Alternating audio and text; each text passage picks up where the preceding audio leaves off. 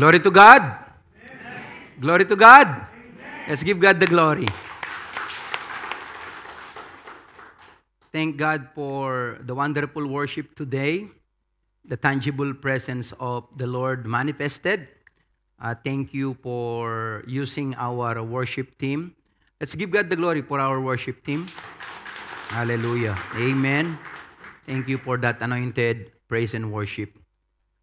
Today, I will talk about the third vision of the prophet Zechariah. But before that, let me read again the key verse of this message in verse 5. For I says the Lord, says the Lord, will be a wall of fire all around her, and I will be the glory in her midst. Let me read again. For I, says the Lord, will be a wall of fire around her, and I will be the glory in her midst. Let us pray. Father, thank you for your word. Your words are life, and they are spirit. Holy Spirit, I pray that you anoint your word today. Release fresh revelation as we listen to the teaching of your word. As I teach and preach your word, anoint your word. Anoint your servant. Give me the ability and the authority to proclaim your word with power, with authority, and yet with clarity. Lord, anoint your people. Open the eyes of their understanding, that they may understand, comprehend the depth of your word. Bless them as they listen. Equip them, strengthen them, and empower them. And most of all, transform them and conform them into the image of the Lord Jesus Christ. Lord, thank you for blessing your word. Thank you for the anointing, for the anointing will make the difference in our lives. I give you glory and honor in Jesus' name. Amen and amen. I get so excited in studying the book of Zechariah. Actually, I read already the whole book. How many of you already read the book of Zechariah? Just few. So I encourage you to read, patiently read, slowly read, with understanding. Read and meditate at first. Probably you will not understand, just like us preacher. But as you meditate and pray and ask the Holy Spirit to give you revelation, the Lord will enlighten His word. He will show you the things that you don't understand yet, so that when you listen to the teaching and preaching of the word in our pulpit, in this pulpit, and to all of our house churches, you can easily absorb and catch up and understand. As a church, we are deeply grateful for the leadership of LCMI. The Lord, revealed to us and led us to study the book of Zechariah back in June, Sister Grace and I, when we have prayed and decided and shared this to our leaders, and they welcome and embrace. During that time, we don't know how relevant is this old book, the book of Zechariah, to our current situation. But as times pass by, and now, we have seen that these messages are timely messages for our current situation, especially what is happening, what is going on, in Jerusalem particularly. So, thank God for leading us to study this series entitled Zechariah, the vision of hope and restoration. So, in the middle of chaos, in the middle of trials and troubles, and many more troubles that will come into this world that we will face, there is a vision of hope and restoration. We don't lose hope because our hope is in the Lord and the promises of God. Hallelujah. That's the good thing about the church of the Lord Jesus Christ. That the good thing about us, because Every day we are hopeful that Jesus will come, that Jesus will restore His kingdom, that Jesus will bless His people. And someday Jesus will bring us in glory. We have a blessed hope. Look at your brother and sister in the Lord. Tell him, don't lose hope. Because you have a blessed hope. Hallelujah. The book of Zechariah is a messianic and apocalyptic book. Messianic and apocalyptic. Messianic means is looking forward and proclaiming about the coming future Messiah. He proclaimed the Messiah in different parts of the book. For example, in chapter 9, he proclaimed that the Messiah will come riding in a donkey, and we all know that is Palm Sunday. It already happened, right? That's why we are celebrating the Palm Sunday. And I read the passage in my pastoral prayer today in the book of Psalms 24. Open the gates, O you people, the everlasting door, in glory. The angels of the Lord, the servant of the Lord, they will open, the everlasting door. The people in Jerusalem that time, they opened the gates of Jerusalem so that the King of glory will enter in. But they don't recognize the King of glory because He is hiding in a flesh, the human flesh. They don't see the King of glory. But someday, they will see it by their own naked eyes. They will see the King of glory coming from the cloud. Hallelujah. And they will believe. As of now, the Israelites, they don't believe. They rejected their Messiah because he hid in a human flesh as a ordinary servant because he humbled himself. But the King of glory already entered Jerusalem.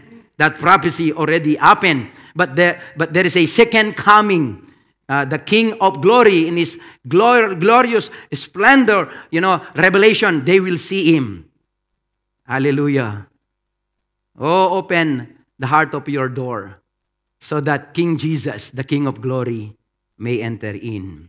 Hallelujah. So it's a messianic word because it talk about Christ several times in the scripture. That's only one example. He's the branch. He talk about the branch, right?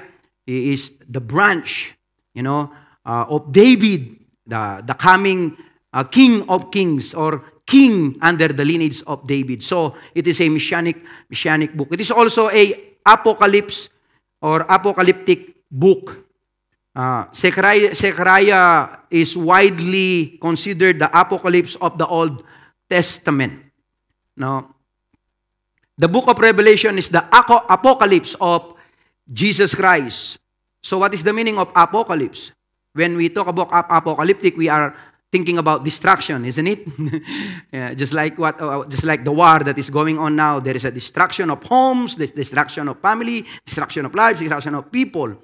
But do you know the real meaning of apocalypse or apocalyptic means uncovering or unveiling. That's the meaning of apocalypse. So Revelation is the unveiling of Jesus Christ. So that's why prophetic messages, are the unveiling of the future events, the unveiling of the Bible timeline, the unveiling of the revelation of God's plan, of God's purpose, the unveiling of His Son, the Lord Jesus Christ. It's a very powerful book if you will study it personally, if you will take time. So in chapter 1, our first lesson that we have heard and learned, is the vision of hope and restoration. A message of repentance. Return to me, and I will return to you. And we have learned that from that sermon last 3 weeks ago, that the meaning of the name of Zechariah means Yahweh remembers. Yahweh remembers. Yahweh remembers is promise, to His people in His perfect time. So if you have troubles today, if you are facing problems today, challenges today, you feel discouraged a little bit today, I have a good news for you. Yahweh remember His promises to you. He will never forget you. He will never forget His promises to you. And in His perfect time, He will accomplish His promises to you. Hallelujah. Yahweh remembers His promise, good promise. And He will accomplish that in His own perfect time. Isn't it that the book of Ecclesiastes says that in His time, He will make all things beautiful. And the context of God, and the context of that, He put eternity in the hearts of men. And He will make all things beautiful in your time. Look at your brother and sister in the Lord. Tell her, it make look like ugly today. It make look like chaotic today.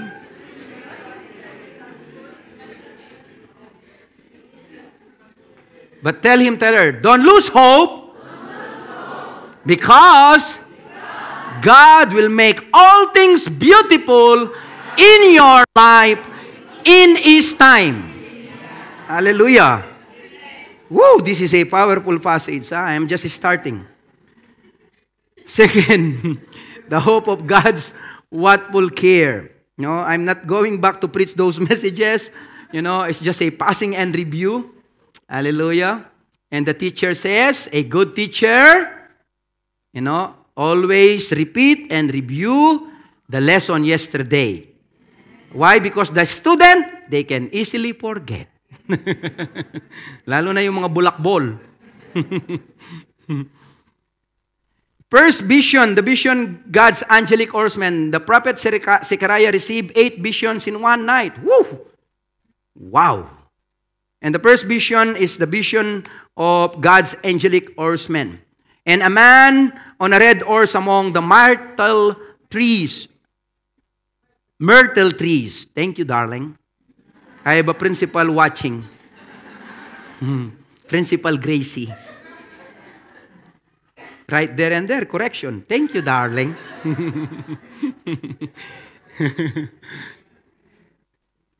An army of horsemen behind the man. So we learn the interpretation, that these are God's messenger. They patrol the whole earth, right? They are checking. They are overseeing. They are looking. God send them to check on the people on planet Earth in different corners of the world. And then the angel of the Lord, that is mentioned in verse 11, the angel of the Lord, the man standing among the myrtle trees. Tongue twisting, darling. Who gave the explanation? This was not the first appearance of the angel of the Lord. In the scripture, the angel of the Lord appeared to Moses at the burning bush, to Agar in Genesis 16, 7-14, to Abraham in Genesis 22, 11-18, to Jacob when he wrestled with the angel of the Lord. And we are talking about Jacob and the angel of the Lord, the wrestling match during Encounter God Retreat. Gideon in Judges chapter 6, 11-23. So the angel of the Lord, according to Bible scholars, is the Christophany of Christ, the revelation of Christ in the Old Testament prior to His revelation to the New Testament. And then the third message is the sovereignty of God. And I love this passage because I struggle with God's sovereignty and man's free will. I don't know about you. I really pray, study the scripture, and dig on this and even ask God, how it works. That God is sovereign means He planned everything, He predestinate everything before He created everything, and He knows everything before it happened, before He created. He knows the beginning to the end, and He rules and overrule. That's the meaning of sovereignty, and yet He gave man free will. He gave me free will to choose what I want, whether to love Him, to obey Him, or reject Him, or hate Him. And that sometimes, overwhelm me, in awe. What in the world that this sovereign God gave that free will to His creature, if He knows that Adam and Eve will rebel, will disobey, and mankind will suffer. I still struggle with that. To be honest with all of you. Hallelujah. But I approach it in humility and in faith. Hebrews chapter 11 verse 6 says, "For without faith, it is impossible to please God. Those who come to God must believe that He is God, and He is a rewarder of them who diligently seek Him." That's why it caused me to seek Him, to draw to Him, not to run from Him and be confused. God rules and overrules. God can turn evil unto good. Hallelujah. Amen. In that passage that Sister Grace or Pastor Aris preached, there are 4 horns and 4 craftsmen. Sister Grace preached that, and also Pastor Aris. Zechariah 1:18-21, 4 horns versus 4 carpenters, craftsmen, builders. So the symbols, we all know, that the symbols are the nations who invaded the nation of Israel. Then I raised my eyes and looked, and there were 4 horns, and I said to the angel who talked with me, "What are these?" See, Zechariah even confused. He doesn't know the interpretation. So it's okay, to ask questions unto the Lord or the messengers of the Lord. And the Lord graciously answered him. So he answered me, "These are the horns that have scattered Judah, Israel, and Jerusalem." So horns are the Gentile powers raised to discipline the nation of Israel. So they don't even realize, they don't even know that God used them to discipline His own children because of their sin and their rebellion, disobedience against the Lord. He used these nations. But they exaggerate. They exaggerate. They really hated God's people, and therefore they punished them above the disciplining hand of God. So therefore God, also disciplined them. So these are the nations, Babylon, Persia, Greece, and Rome, that represent the horns. And now, let's go to our main subject today. A wall of fire and glory. A wall of fire and glory. Let me go to chapter 2, verse 1. Let me read. "Then I raised my eyes and looked, and behold, a man with a measuring line in his hand." So again, Zechariah received a vision from the Lord, a measuring line, a ruler, a measurement. He saw a man carrying a measurement, and the man is measuring the walls of Jerusalem.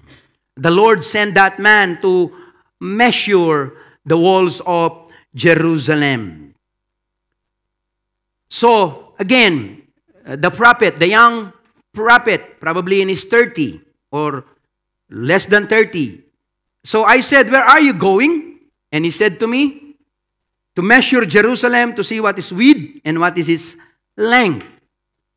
In verse 3, "And there was the angel who talked with me, going out, and another angel was coming out to meet him." So there are 2 angels exactly when the man, talked to the prophet, Zechariah. He was disturbed. Did you experience that? That sometimes you're talking to one person and then another one will come. See, you're talking to your boss, supervisor, and more bigger than your boss, supervisor, the big boss, the big wig will also come, and you don't know where to, communicate, to talk. Did you experience that? Yeah? So, he saw an angel and another angel coming, so he get disturbed, and he communicate to the angel, but he went back to the man who is holding a measuring line. So, what is the meaning of this? The meaning of the measuring line, the vision of the measuring line, is about the promises of God to His people. A divine promise. There are 3 divine promises here. and one warning. So what is this divine promise? So to challenge the people who returned to Jerusalem, around 50,000 people, under Zerubbabel, to give you a background, Sister Grace explained this clearly. So the Lord blessed them and allowed them under the king of Persia to go back to Jerusalem and rebuild the temple. They started building the temple. They got so busy with their own businesses, their own lives, in building their homes, their houses, and their businesses. So they forget, they neglect their main task, their main purpose, why God brought them back to Jerusalem to rebuild the temple. So God wants to encourage them not to give in to fear and discouragement, but to encourage them, to motivate them, to move them to their bright future despite their present situation. Despite their present situation. I can relate to them. Growing up, we are so poor. My mom and my dad, my father, biological father, cannot pay our education. No, it's impossible for us to finish college. She is just a driver, a ordinary driver of a jeep. So to those of you who went to the Philippines, you know what I'm talking about. It will not be enough. It's only a supernatural provision of the Lord. But my mom always hoping, confessing, praying, believing, proclaiming the promises of the Lord every day on her knees. Hallelujah. Whatever is your situation, whether it's a poverty or a challenge, a big challenge in your life or your family, don't lose hope. Believe and proclaim the promises of God. Call upon the name of the Lord on your knees and see the salvation of the Lord, see the deliverance of the Lord, and see the provision of the Lord. Hallelujah. So the Lord presents a threefold promise, divine promises. The first divine promise is expansion. Say it with me. Expansion. See, our God is a God of enlargement and expansion. He said, who said to him, run? He said, run. I am an athlete, a former track and field player. That's why I can relate. When I was in the Philippines, I was once assigned to be a runner. Growing up, I love pigeon, I love birds, so I am raising birds and pigeon, and we raised them. And I was assigned because they knew that I am a track and field player. When the pigeon will arrive, I will get it. From his cage. And then I need to run to the finish line, the agreed finish line. So I can relate immediately when the man told him, don't be distracted, don't be distracted. I know, he's an angel, I know. But you have a special task that we need to accomplish right now. I can easily distracted too. That's why I can relate, So he said, you need to run. Pass. You need to get past. Why? Because the message is so important. You need to understand, this is important, this is urgent. Church of the Lord Jesus Christ, LCMI family, you need to discern and understand Bible timeline. You need to understand and discern, if it is urgent, and there is an urgency for the church of the Lord Jesus Christ. The souls of men are at stake. The future of this church is at stake. The future of those people who don't know Jesus yet is at stake. There is a urgency. Speak to this young man, saying, Jerusalem shall be inhabited. The young man is the prophet. Jerusalem shall be inhabited as towns without walls because of the multitude of men and livestock in it. See, the measuring man had been acting as if the future of Jerusalem could be measured. This message corrects the impression that Jerusalem was going to be limited and enclose, say, city walls. A city without walls, in contrast to the traditional mindset, renders a world normally that is applied to a village or a community without walls, without fortification.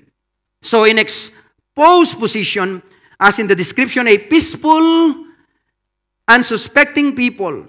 All of description of a peaceful and unsuspecting people, all of them living without walls and without gates and bars. And I grew up in that kind of community. We have the freedom to play. We have the freedom to explore, to go wherever we want, to cycling, to bike, to run, to explore. Hallelujah. In this case, however, the absence of walls does not signify exposure to danger, but rather the massive increase in numbers of people and animals to be found in the restored city so that it could be enclosed within walls. See, the prophet Isaiah, in Isaiah 54, received a revelation and also a message from the Lord. A message of expansion and enlargement. He said in Isaiah 54 verse 2, enlarge the place of your tent, and let them stretch out the curtains of your dwellings. Do not spare. Lengthen your cords. Strengthen your stakes. For you shall expand to the right and also to the left. And your descendants will inherit the nations and make the desolate cities inhabited. See, long time ago, the Lord revealed this to us, this theme of expansion and enlargement. And we believe and we embrace that promise when we were still small, when we were still few in numbers as a church. And we proclaim that, that message to our congregation. And indeed, the Lord expand us, and extend the kingdom through LCMI. And now we are ministering to different nations of the world because we believe the promises of God. See, do not limit God. Look at your brother and sister and tell them, do not limit the power of God.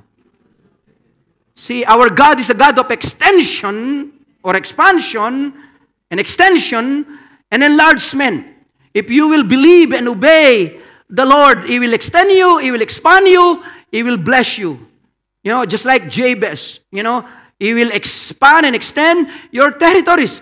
The Lord Jesus Christ is expanding, extending His territories all over the globe, not only through LCMI.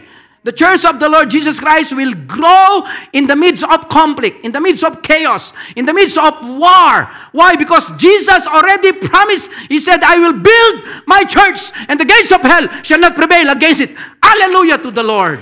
Not Alan, not Bishop Tim, but the Lord Jesus Christ Himself will promise you that He will build you because you are the church of the living God. You are the temple of the living God. Look at your brother and sister in the Lord. Tell him, encourage him, encourage her. Tell him God is in the business of building you. Tell him God is in the business of building you. Do you believe that?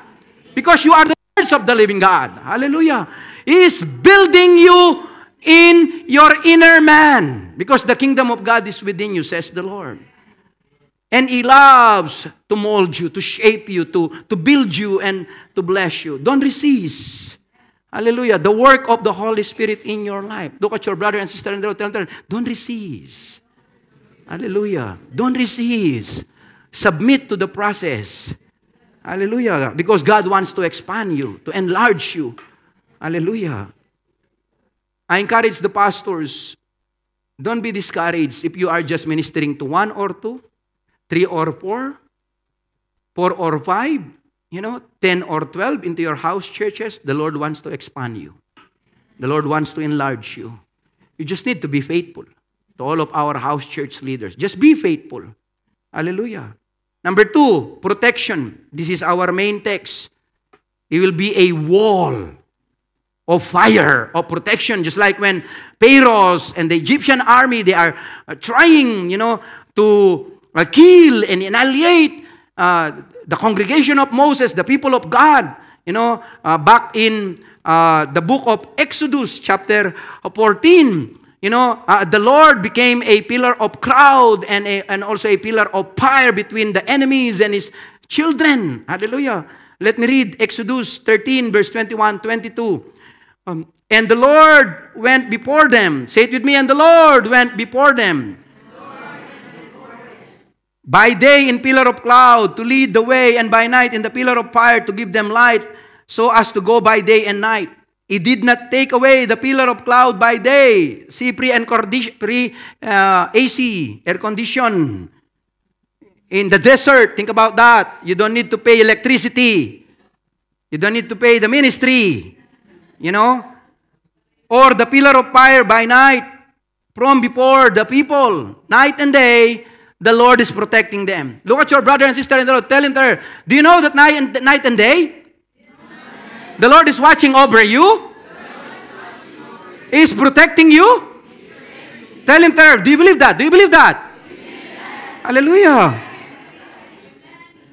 In Exodus 14:24, listen to this carefully. Exodus 14:24, and it came to pass in the morning watch,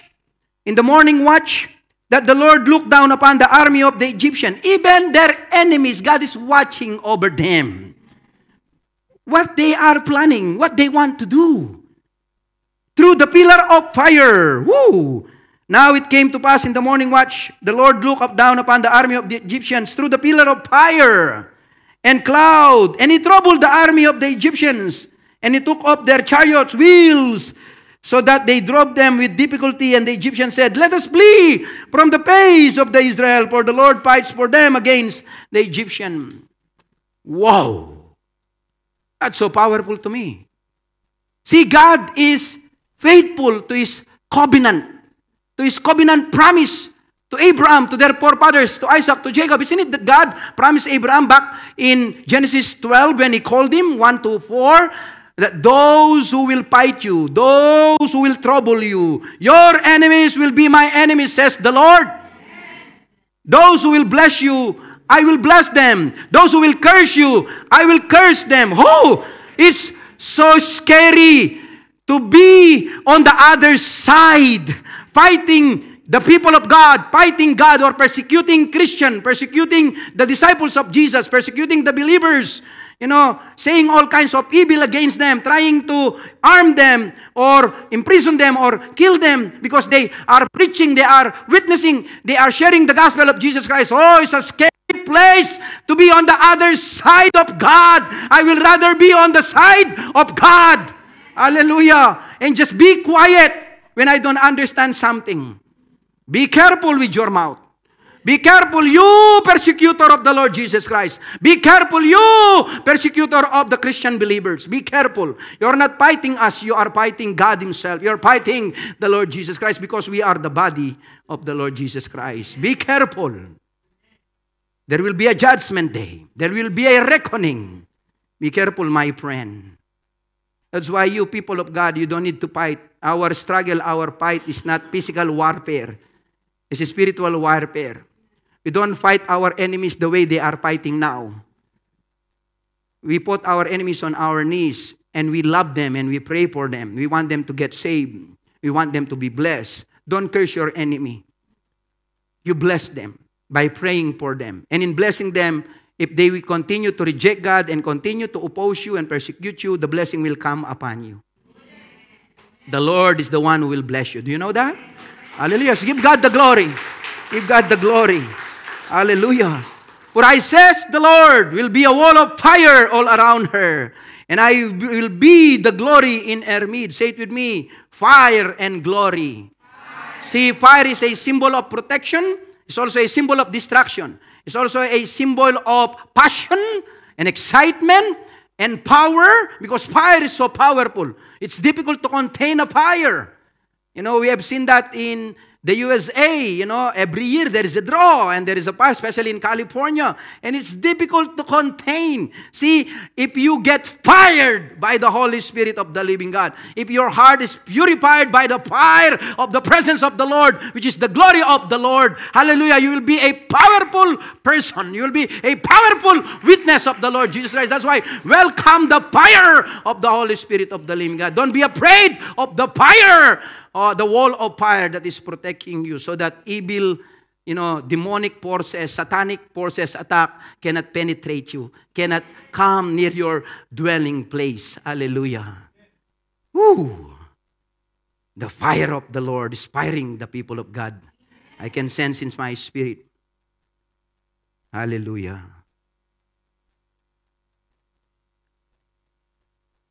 Elisha demonstrated this. Moses demonstrated this. Both of these powerful prophet of the Lord, they understood the divine protection of God. Hallelujah. See, Elisha, servant was so afraid, Gehazi, with the Syrian armies during that time. And yet the prophet is a visionary. He said, oh, those who are with us are more than those who are against us. And if God is for us, who can be against us, says the Apostle Paul. You see, you don't see the armies of the Lord. You don't see the chariot of fires. Hallelujah. They are not surrounding us. The Syrians are not surrounding us. You see, if you think that you are surrounding the people of God, no. You are surrounded by the armies of God. I'm telling you. They are surrounded by the armies of God. Hallelujah. Whew, this is so powerful, huh? Very powerful passage from the scripture. In times of little faith or discouragement, I encourage you, brethren, I am reminding you today to trust the Lord. Trust the Lord. Exodus 14:18 to 22, I already read, the context of that the Lord became a cloud of fire, and also a cloud during the day to protect His people. 2 Kings 6:17, then Elisha prayed and said, O Lord, please open his eyes, his servant, that he may see. So the Lord opened the eyes of the young man, and he saw, and behold, the mountain was full of horses and chariots of fire. Say it with me, chariot of fires. All around Elisha. If you are in danger, ask the Lord to send His angels to surround you, to protect you from danger, especially you women. You are vulnerable. But take heart. Be encouraged. You are not alone. Even you are physically alone, the Lord is watching over you. See, Psalms 121 is my prayer every day when I sit on my car. Where does my help comes from? My help comes from the Lord, the maker of the heavens and the earth. He neither sleep nor slumber, the one who watches over you. See, the one who watches over you will not let the sun harm you by day, nor the moon by night. The Lord watch over you now and forever. Our help comes from the Lord, the one who watches over us every day. Hallelujah. Look at your brother and sister in the Lord. Tell him, tell her, you have bodyguards. The angel of the Lord. Tell him, assigned to you particularly. Do you believe that? You have bodyguards, I'm telling you. The angel of the Lord that are assigned to you. Hallelujah. That's why you need to thank God and appreciate those bodyguards, spiritual bodyguards. Hallelujah. Number 3, the divine indwelling. See, my glory will be in your midst. See, the glory of the Lord is the goodness of the Lord. When Moses prayed, show me your glory, the Lord said, yes, I will show you my goodness. When the Saul of Tarsus, the former terrorist, encountered Jesus Christ and saw His glory shining brighter than the sun, he fall down on his knee to the ground, and also he get blinded. Because the glory of the Lord is the holiness of the Lord. The glory of the Lord is the righteousness of the Lord. That is radiating. That's why Jesus Christ said, I am the light of the world. That's why Jesus Christ said, the heaven or in heaven, we don't need light because the glory of Jesus Christ radiates in glory in heaven, brighter than the sun. Maybe 1,000 times, 10,000 times, or 1,000,000 times brighter than the sun, the glory of Jesus Christ. That's why those who encounter Jesus, they fall, slain in the spirit, the resurrected Jesus, or they get blind. So that Christ can open their blind eyes, hallelujah, so that they will understand the spiritual world. Are you with me? Hallelujah. So, the divine indwelling is the presence of God in our midst and the glory of Christ in our midst, or the presence of the anointing in our hearts. Hallelujah. The presence of the Holy Spirit. The Lord also promises, I will be its glory within. Glory refers to the presence of the Lord. Zechariah 2:5, for I says, the Lord will be a wall of fire around her, and I will be the glory in her Medes. Hallelujah. In Exodus 40, the people of God experienced the luminous cloud that covered the tent of meeting when the glory of the Lord filled the tabernacle. Hallelujah. That's the passage in the book of Exodus. Can we read Exodus 40, 34, 35? Then the cloud covered the tent of meeting, and the glory of the Lord filled the tabernacle. And Moses was not able to enter the tent of meeting because the cloud settled on it, and the glory of the Lord filled the tabernacle. See, the promise will find its greater fulfillment in the coming of Jesus Christ, which was the glory of the only one begotten of the Father. In John chapter 1, verse 14, the Word became flesh and dwelt among us. And John the Beloved said, we beheld His glory, the only begotten of the Father. See, the glory of God is revealed in Jesus Christ. Do you want to see and understand the glory of God? You need to have relationship with Jesus Christ. You need to know Jesus Christ, and you will see the glory of God. And you will understand the glory of God, because the glory of God is the goodness of God. And Jesus Christ is good. Good all the time. All the time, He is good. Hallelujah. Hallelujah. Last but not the least, the needs for separation. From verse 6 to 13. Listen to this. In the King James Version, it said, up, or get up. In the NIV, come, an invitation, come up from the land of the north, says the Lord, for I have spread you abroad like the winds of heaven, says the Lord. God scattered His people because of their sin and their rebellion in different parts of the world, and now God is calling them back. God is calling them back. That's why there are so many people now return in Jerusalem from all over the globe. The people of God, they came. So, God is calling the prodigals, God is calling, the rebellious, God is calling the unbelievers to come. Or the believers, who became prodigals, their faith in the Lord, dwindle through in the process of times, So, God is calling us back.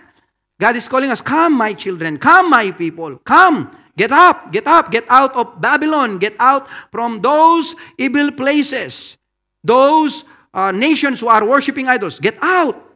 So this is a message of consecration, a message of separation. Why? Because our God is a holy God. He wants us to live a holy life, a righteous life. The land of the north is a reference to Babylon. Not that Babylon was due to north of the Palestine, but rather that following the traditional trade routes to get there, mean in the first instance going north from Palestine before turning east so as to avoid traversing desert. They are urged to move out of Babylon because being there is dangerous. Soon, God will punish Babylon to a greater degree through the Medes and the Persian. According to Bible scholar, former Babylon is Iraq. Look at Iraq. Where is Saddam Hussein right now? What happened to that nation? Are you with me here? And we all know Persia is Iran. Correct? So, the Lord, will punish those nations who punish His people. Are you with me here? So, your persecutor, those who keep on persecuting you, or those who are mean to you, someday, they will be judged by God if they will not repent. Of course, if they will repent and say sorry to God, say sorry to you, they will be forgiven. Hallelujah. Are you with me here? Amen. Verse 7. Come up, Zion, escape you who dwell with the daughter of Babylon. Verse 8. For thus says the Lord of hosts, He sent me after glory to the nation which plunder you, for He who touches the apple of His eye. Say it with me, the apple of His eye. See, the apple of God's eye means precious or special. A precious treasure. See, you are precious in His sight. Yes, come on, encourage your brother and sister. Tell her, you are precious in His sight.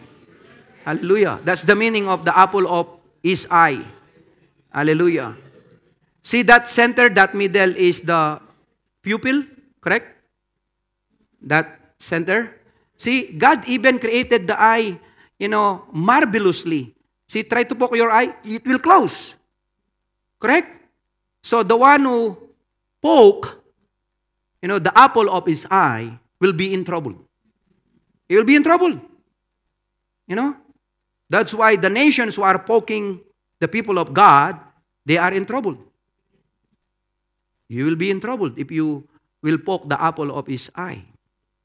When you look to the mirror, or look to the eyes of God, you will see a little man. Try the mirror. I try this. Try to look yourself in the mirror, and you will see a little man.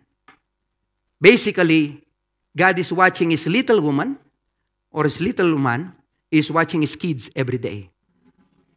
Whoa, that's powerful to me. Oh, they don't get it. God is watching you 24/7.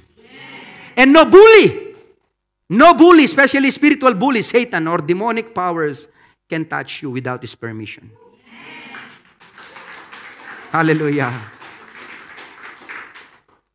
You are God's treasure possession. Do you know that? Why? Because he's seeing that little man, that little woman that reflect him. He made you in his own image and likeness. That's why Satan hated you. Satan hated the church. He hated us.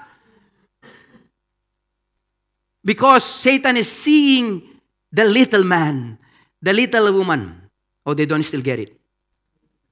Why they called us Christians? Because we are little Christ.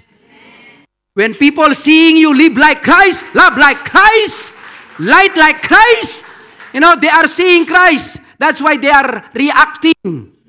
Whether they will be offended with the glory and the light of Christ and the goodness of Christ, or they will embrace Christ through your reflection. The little Christ. The little man or the little woman. Hallelujah. God is watching over you night and day. God is watching over you night and day. Let that sink into your soul and into your spirit and into your brain, into your mind. God is watching over you. Tell your brother and sister in the Lord, tell them, God will never leave you, will never forsake you, because you are the apple of his eye.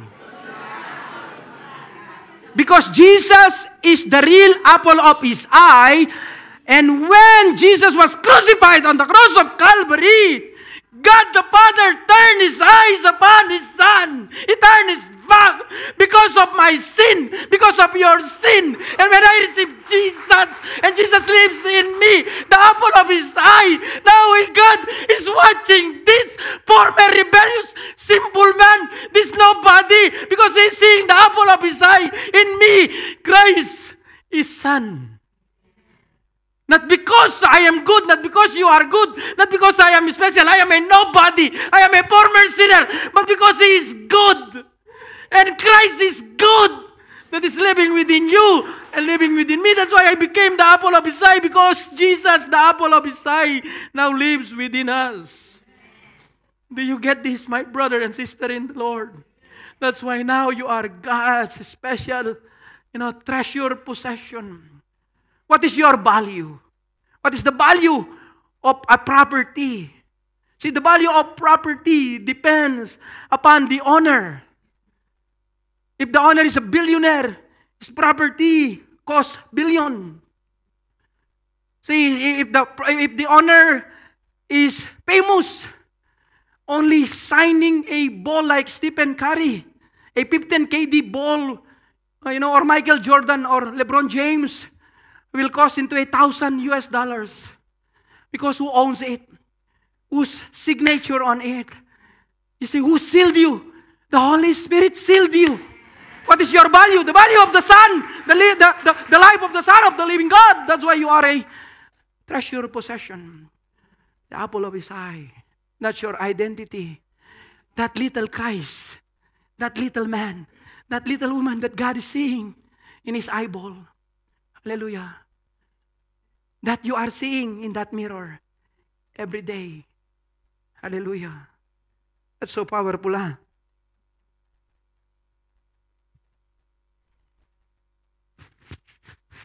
I will end here. or else we will finish tomorrow. Ooh, I get fired now. I give God the glory. You got the message. Ooh. For our conclusion. In conclusion, God is expanding His kingdom, measuring the vision of the measuring line.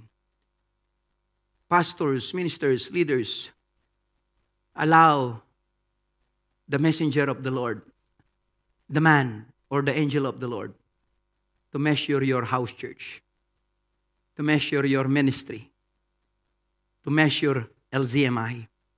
Let us allow Him so that He can expand us, so that He can expand your house churches or your house church or the ministry that He extended to you.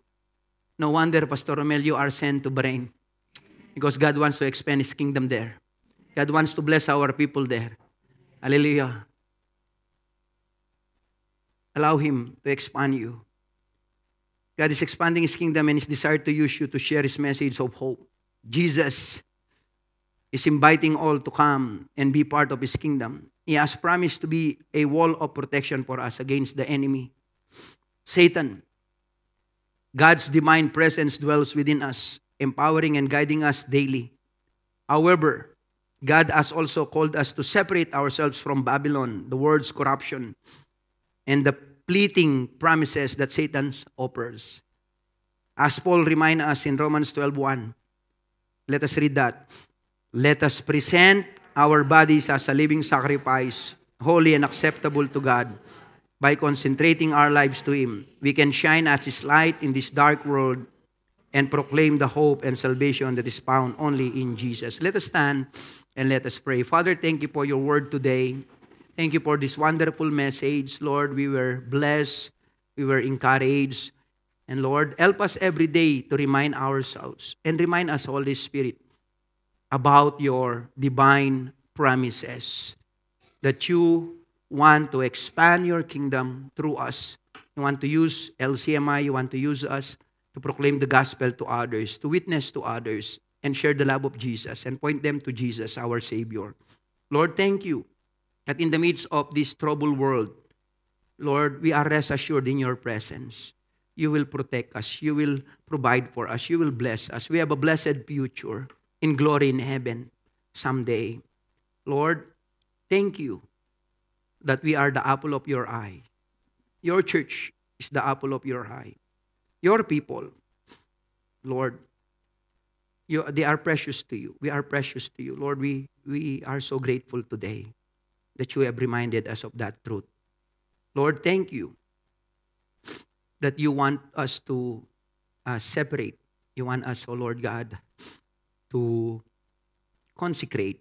You want us, oh Lord God, to set apart ourselves for you, to live in holiness and righteousness. And Lord, forgive us when we compromise. Forgive us, Lord, when we neglect this area of our lives. But today, Lord, we sanctify Jesus Christ in our hearts. We offer our bodies as a living sacrifice, wholly acceptable into your sight.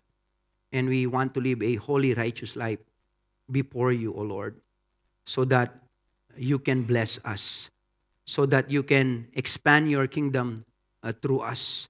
And thank you, O Lord, for your divine presence, your divine protection. We give you glory and honor. Receive God's benediction. O may the love of the Father, and may the grace of the Lord Jesus Christ, and may the fellowship, the sweet fellowship and presence, empowerment of the Holy Spirit be with us now and forever. Go with the assurance that the Lord is with you. In Jesus' name, amen and amen. Hallelujah. Give God the glory, saints.